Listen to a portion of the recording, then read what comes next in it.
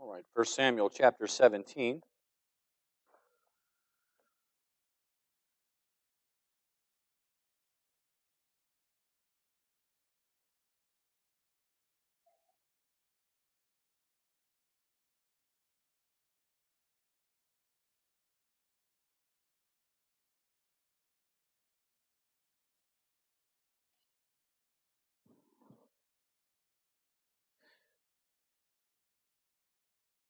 Let me jump around here just a little bit in this chapter for the reading here.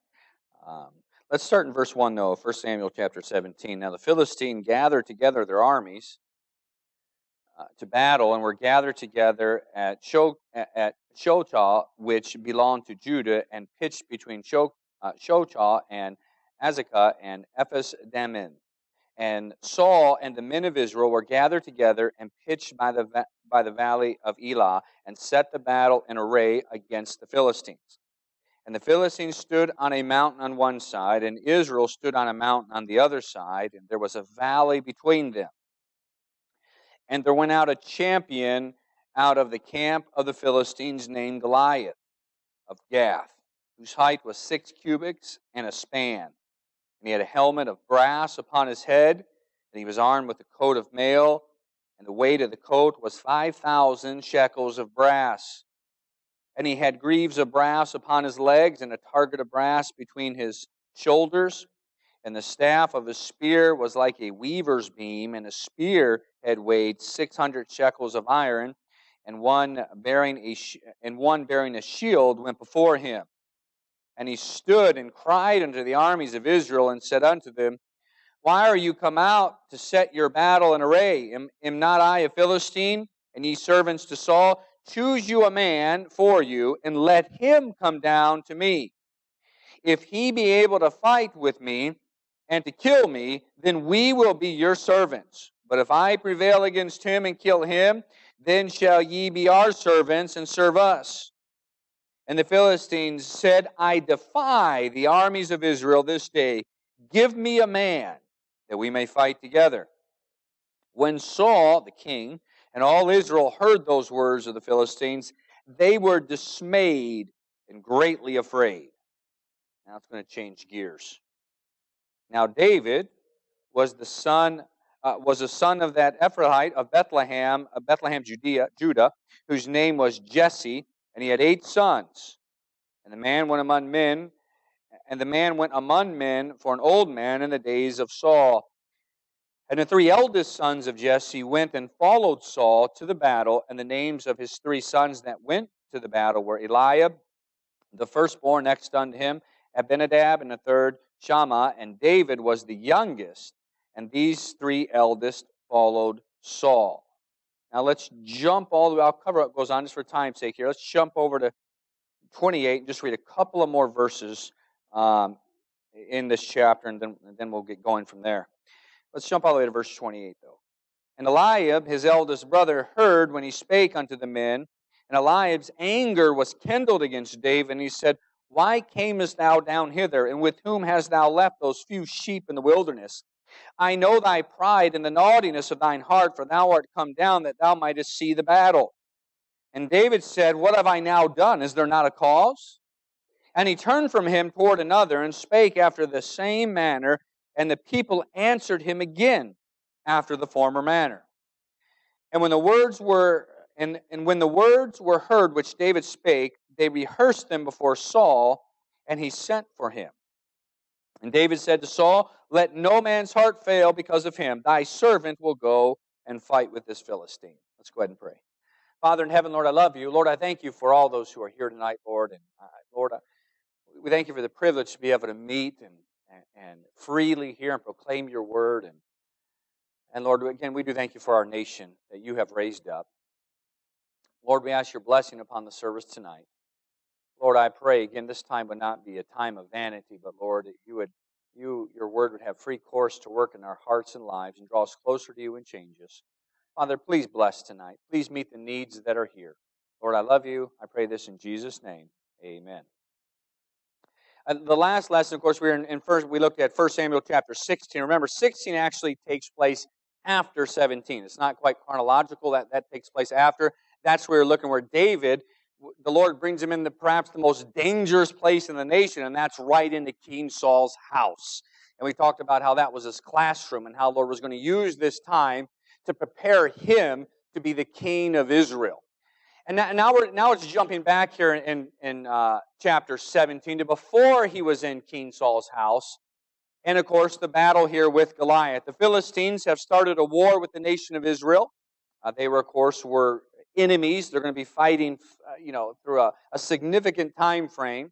And the two armies are meeting here in a valley. One has, set themselves on one side. The nation of Israel has set themselves up on the other side of the valley. And the Philistines, they have sent out, even the word that the Bible used here, they sent out their champion. They sent out their best. It was a hired gun. It was an Anakin. It was this huge man named Goliath.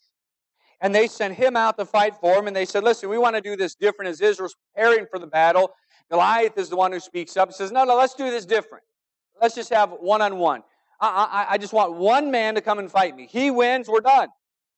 We'll be your servants. If I win, you're our servants. That's how we're going to do this. We're going to spare a lot of lives, a lot of blood. Just send out one man. And all of Israel is greatly afraid. King Saul on down. And he was defying the armies of Israel, defying their God, and they were afraid. He'd been asking for a man to fight for him for 40 days, and no one came forward. The Bible goes on to describe Goliath, and it's interesting here. We're going to look at that, how the Bible describes Goliath, where Israel's focus was on Goliath, but God's focus was on David. And so what I want us to look at here, we're going to look at two things from the section of verses that we read here today to try and be helping our life as we look at the life of David, is why did God choose David to be his champion? What was it about David that God said, I'll send you out a man? And then we're going to look at the cause that's there in the right context here in Scripture. Sometimes I think that verse is taken out of context, but we're going to look at that, and we're going to look at where dealing with God has you right where He wants you, and the importance of staying in the will of God in your life. But first, let's look why did God choose David to be His champion? Now, the world has their own way for looking for their champion. If you notice, the Bible even takes several verses to describe Goliath. This is the world's way of trying to find a champion. They found Goliath. It describes him. This is the world's way. They're going to look to outdo you. They're going to look to overpower you. They're going to look to human ingenuity. They're going to look to all these secular, all of these physical reasons to provide their champion in this world. The world focuses its efforts on what man can do himself, what man's strength is, how big man can be, the intellect of man. Look what we can do. That's how the world likes to present its champions. And of course, we have to be careful that we don't follow the world's way in our own life. Where we try to listen, we've seen this in churches, we can get it, we can even begin to apply it in our own Christian life, where we try and apply that world's reasoning in our own lives and even in our own churches. Now, when the Bible used several verses here to describe Goliath, of course, he was a huge man here. It talks about him, and went out a champion of the camp, in verse 4, the Philistines, named Goliath of Gath, whose height was 6 cubits and a span. The guy's going on 10 foot tall. He's enormous. I mean, think about it. The top of his head is almost to the rim of a basketball hoop. That's where this guy is standing. He's huge. He's proven in battle. He had a helmet of brass upon his head, and he was armed with a coat of mail. That's a form of armor. It'd be strapped around his shoulders. It would come down to almost be links of metal. Or they would have like fish scales going down him. And it would be a massive, especially on his body, a massive piece of armor that would be sitting on Goliath. Just that piece of armor itself could be intimidating. And the coat itself was 5,000 shekels of brass. That's the weight of it. It weighed about 157 pounds. Just that. That's about as much as I weigh, what that thing weighed. So he has the coat of mail on.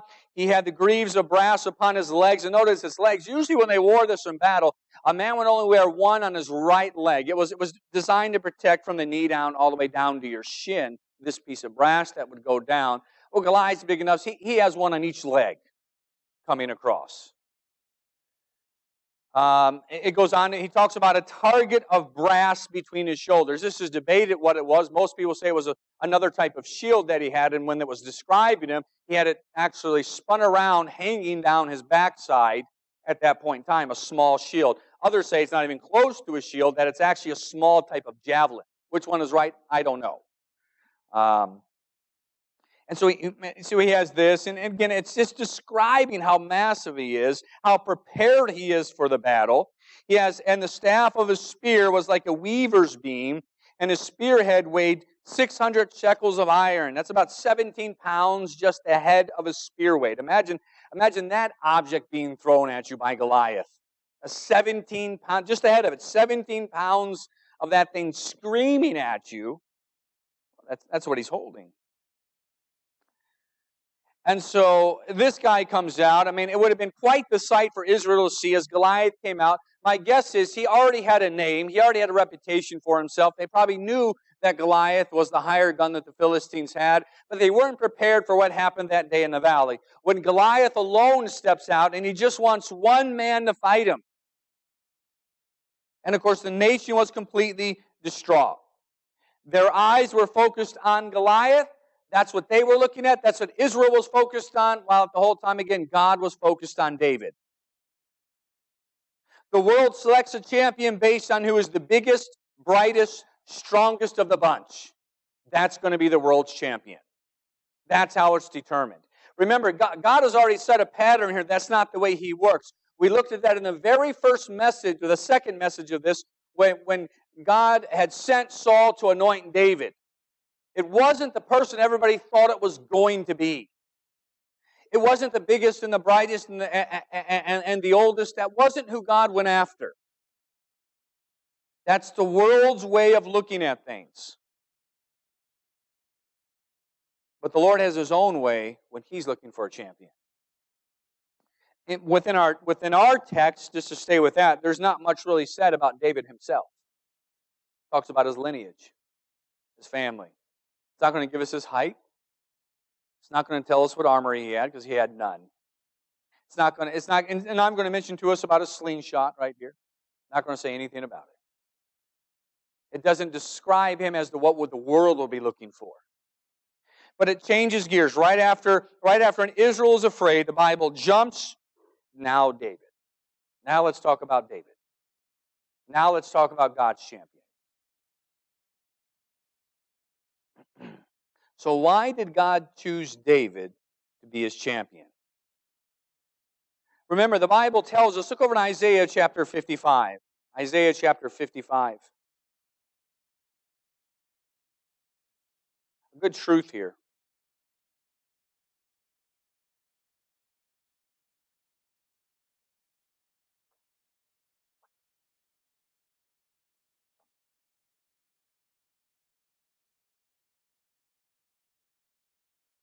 Isaiah chapter 55 and verse 8 and 9.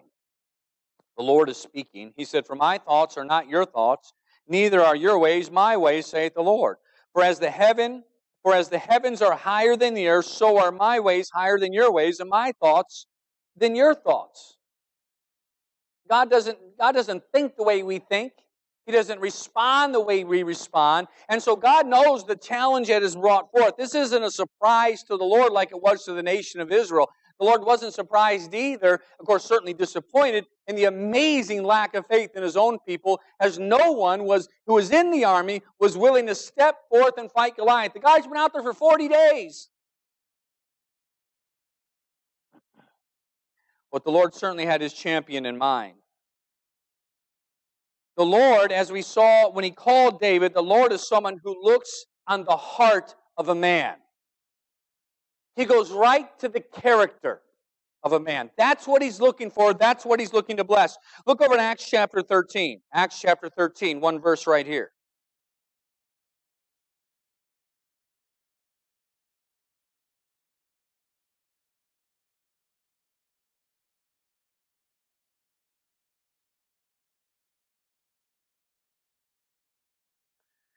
Acts 13 and verse 22, it's referring to David again here.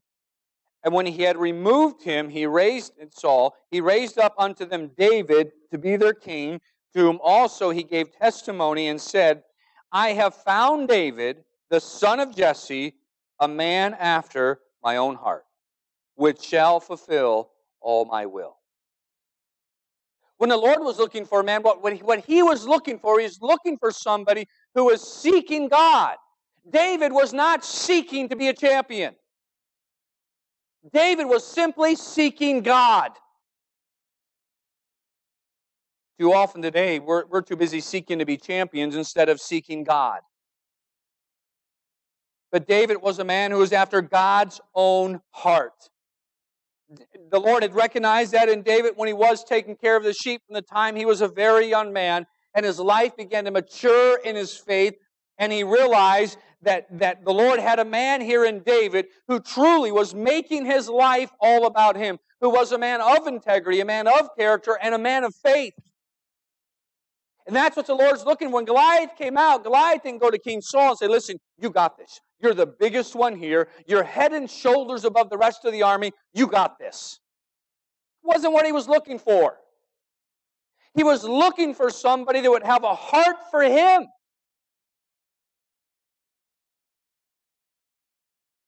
Our motive must be God alone. If we are to desire for the Lord to use us, we must yield ourselves to God and seek Him. Not seek to be great, not seek to be rich, not seek to have a big name, simply to seek God. And then how He blesses from there, so be it. But as Christians, our key is to seek Him and His heart.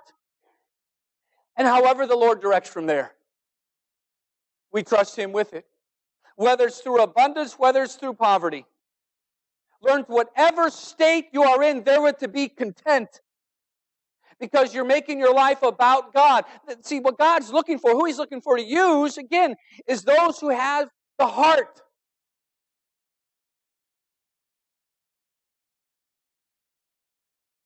So the question is, what way would you choose? Perhaps you've been making all these plans for your life, of all that you're going to do and all that you're going to accomplish. Just a question for you. Where is God at in those plans? Well, He's the one I need to bless so those plans happen. You're missing what it's all about. He's not your genie in a bottle. Do you understand that? He's not your genie in a bottle. He is the Creator. It's not a matter of going to Him with your plans and saying, Lord, bless my plans. It's a matter of going to the Lord and saying, Lord, my life is yours. What would you have me to do? You say you have to make that more practical, all right?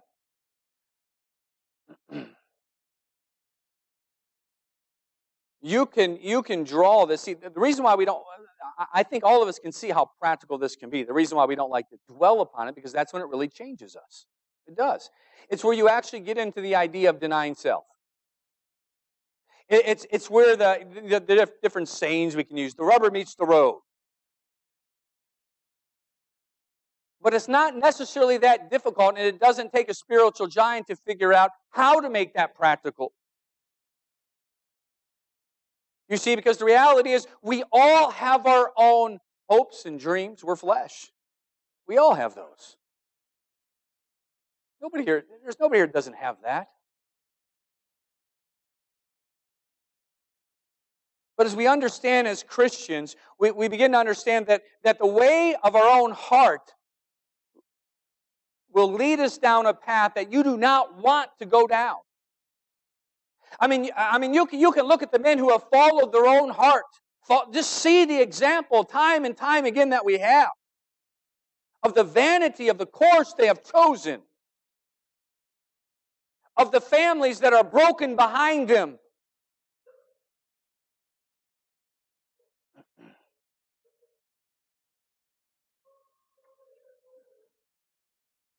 It is seeking the Lord. It is saying, Lord, what would you have me to do?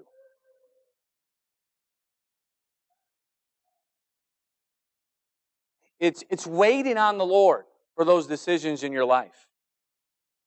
It's saying, Lord, is there anything here with this decision, Lord, that I need to be careful of? And listen, I absolutely do believe if you'll be honest and sincere before God, in all thy ways acknowledge Him, and He shall direct thy paths. See, the problem is when we begin to see the Lord directing another way, when He hits your heart and your button goes off, and you realize, but that's not in my plans. That's where we begin to take the reins back. And then that's when we become Sunday Christians. We say, Lord, in these, we won't verbalize it, it's just how you live it. It's how God becomes practical in your life. God, I'm going to be a Sunday morning Christian. I'm going to be faithful. And you take your hands off. I mean, that's where Israel was. I mean, they all had the form of religion that was there. But one day when a Goliath approached and the nation was in trouble, when they saw that giant arise and nobody thought they could possibly take him on, because they knew in their own strength they couldn't do it. That's how they had been living their life before God, was in their own strength. How would they do anything different now? We know from David's past that wasn't how David was living. He hadn't been living by his own strength. He really believed his life was about God.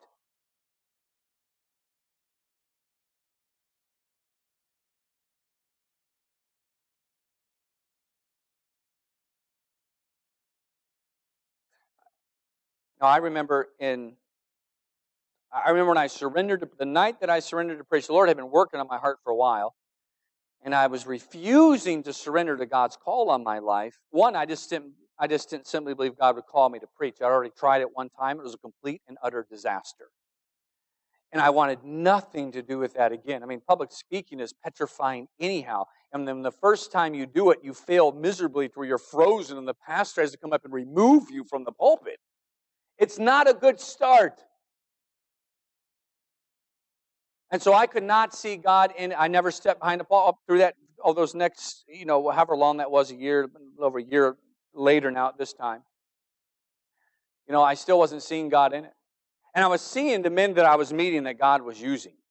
And I'm like, and really, looking back at this, looking at this chapter, I thought, man, that's exactly what I was doing. I was seeing the side. These are big guys. I am 5'8.5", and I count my half inch. It's almost 5'9", I'll have you know.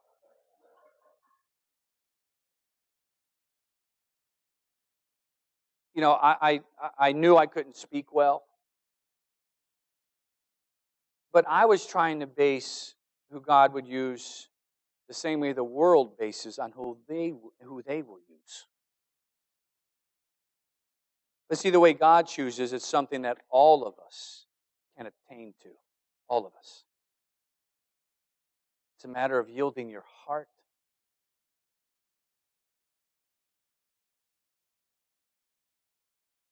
Yielding your heart. I remember when I went forward, I told the Lord over and over, whatever you want. I just didn't think it was to preach. Whatever you want. And I still remember the service. I was in the very back, packed auditorium, and the invitation had started. The conviction was all over me to surrender to the call to preach on my life. I am so grateful. It was an interesting night. I'm not going to go into all the details of it, but I'm so glad the Lord was merciful, that He was patient. And then I think in my own life, the times I tried to sort of take that back, the reins back, because I surrendered to it that night. But there certainly have been times in my life when I've been presented with different opportunities that the world offers that I wanted to take it back. So glad I didn't. So glad I didn't.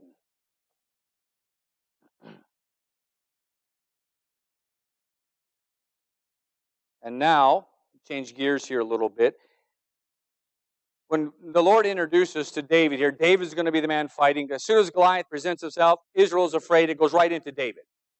And so with the portion we didn't read was how David got to the battlefield. I'm sure most of us are familiar with the story that Jesse, David's dad, had sent him to the battlefield to check on his brothers. That's earlier in the chapter, the verses that we did not read. Let me get back there. I'm not even there myself.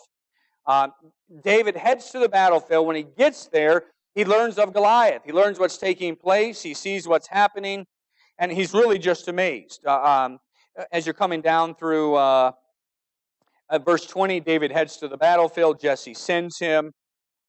They get down there. The Philistine, Goliath, is still running his mouth. And David hears what's taking place. He hears this man defying the armies of the living God. And of course, he's waiting to see who's going to take this guy on, and there's nobody.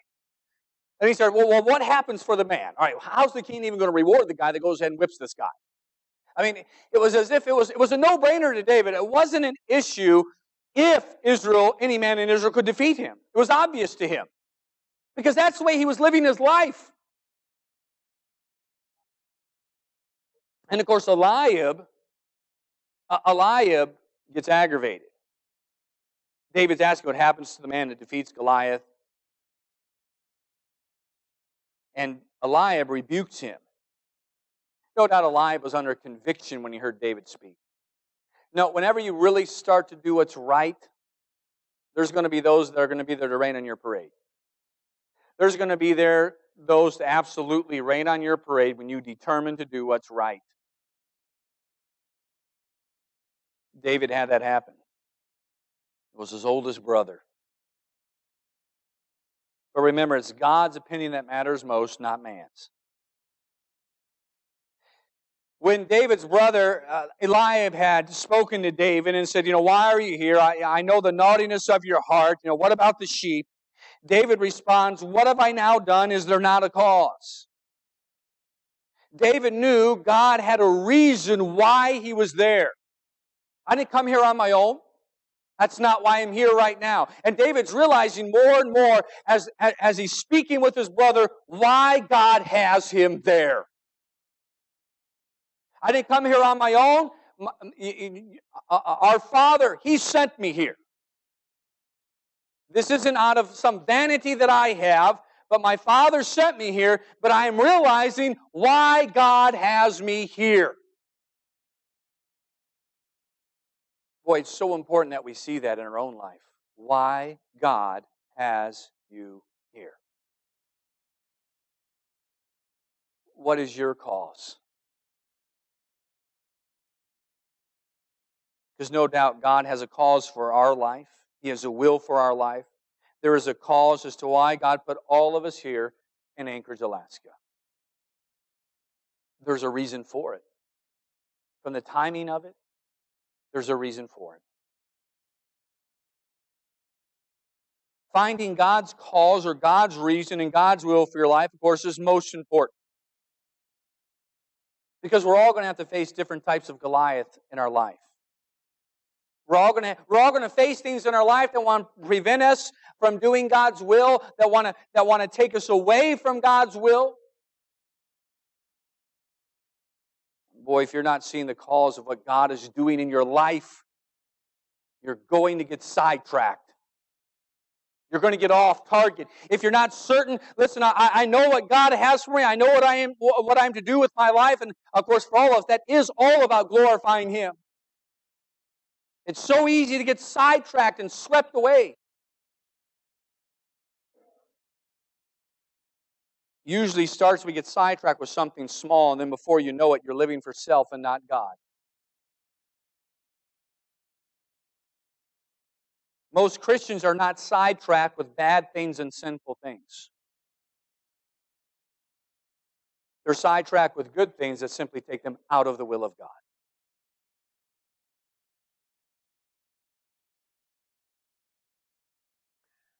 But when you begin to see God's will for your life, and that is most important, living for Him and not for self, that begins to help you to put priorities in order. And how you spend your time Because how you spend your time shows your priorities.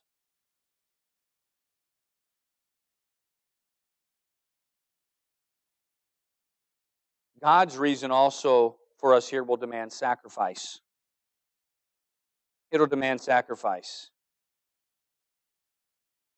This is one reason why I think many people tend to turn from the will of God, because it gets to that point of sacrifice, whatever that might be, however that might manifest itself in your life.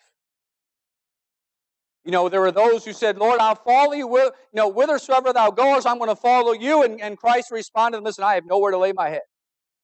Understand what you're saying? I don't have a place. There were those, when they would hear the different preaching and the truths would come out and the reality of following Christ, what it meant, they turned and went back. They turned and went back.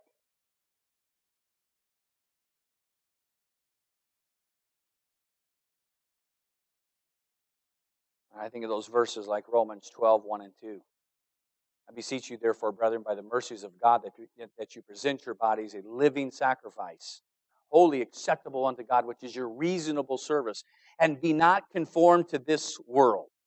Because usually, if you're not willing to be that sacrifice for God to use, you're going to be conformed to this world. That's what's going to happen. You can wrap it in whatever Christian package you want to wrap it in, but that's what's going to take place. Look over Matthew chapter 16. Matthew chapter 16.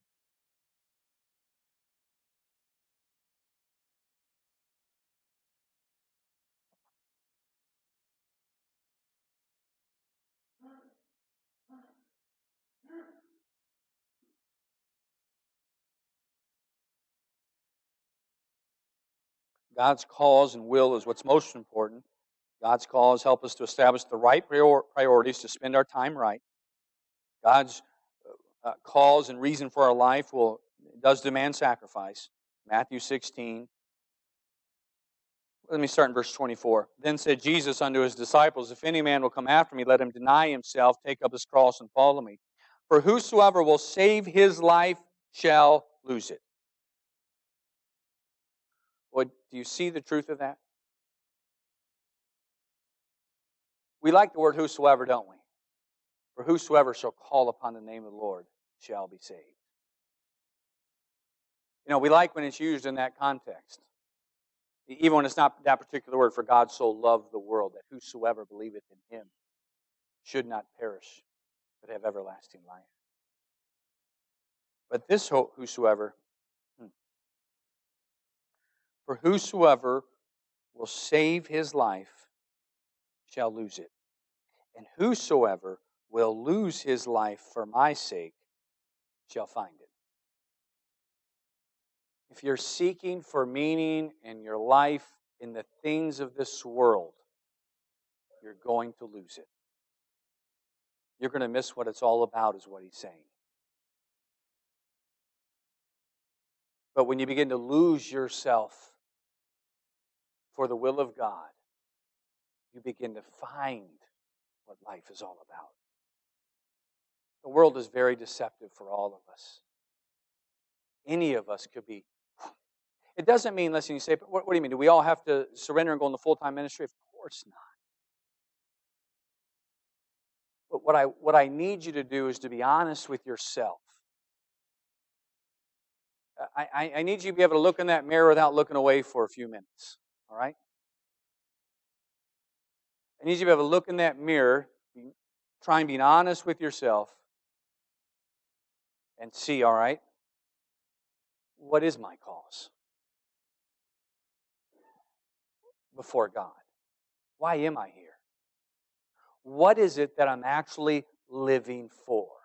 If you're to be honest with yourself, take away all the what's the word? All the tapestry, we call it in only word coming to mind right now is all in talk prison bilas.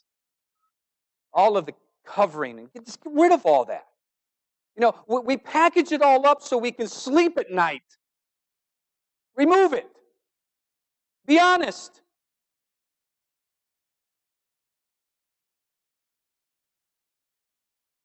And say, all right, what are my real goals?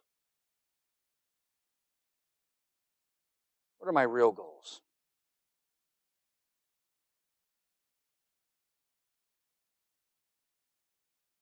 If we're going to see revival as a nation, we've got to be honest with ourselves. Being willing to lose our life for the Lord. Instead of trying to do all that we can to hold on to this life and all that this world can offer us, it is vanity. It's going away. It's vanity. You're giving time and energy and time and energy. So you say, well, should I quit my work? Of course not. It's not the things that are the problem. It's living for those things that is the problem.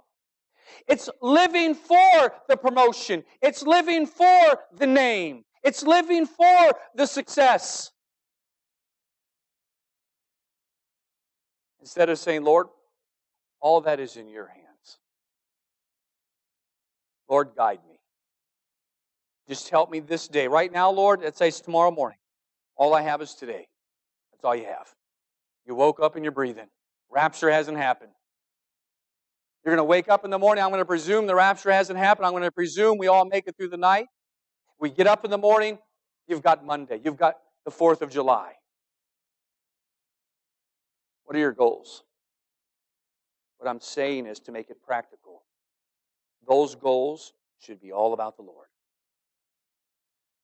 Lord, use me today. Lord, I'm an OSHA. That's just a means to an end. You understand that? That's all it is. It's a means to an end. A Christian's life, listen to me, should never be about a career. It should always be about a call. It's, Lord, how do I glorify you today in my office? What'd be best? Lord, give me the words to say with those who pass by. Lord, I don't believe there's going to be anybody who's going to cross my path today that you want me to speak to. You know what? Listen, this is going to protect you so much. Listen, I see it all the time, Christians getting trapped, and you see the things of this life, the lust of the flesh, the pride of life, and just grabbing and grabbing and grabbing and grabbing. Just strip all that off. Look at your heart.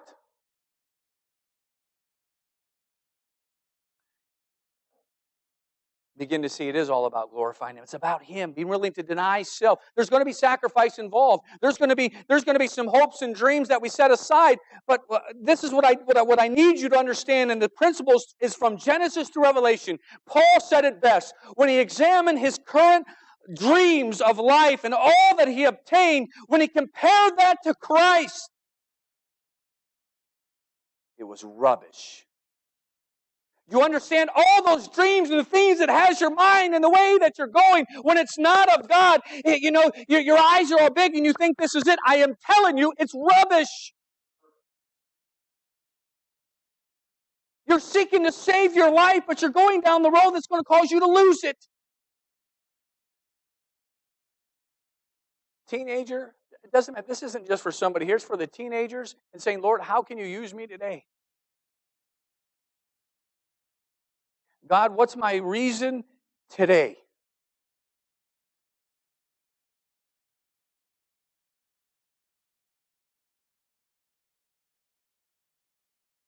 And God's reason for us, His will, His cause for us, this is important, requires more than the energy of the flesh if we are to succeed.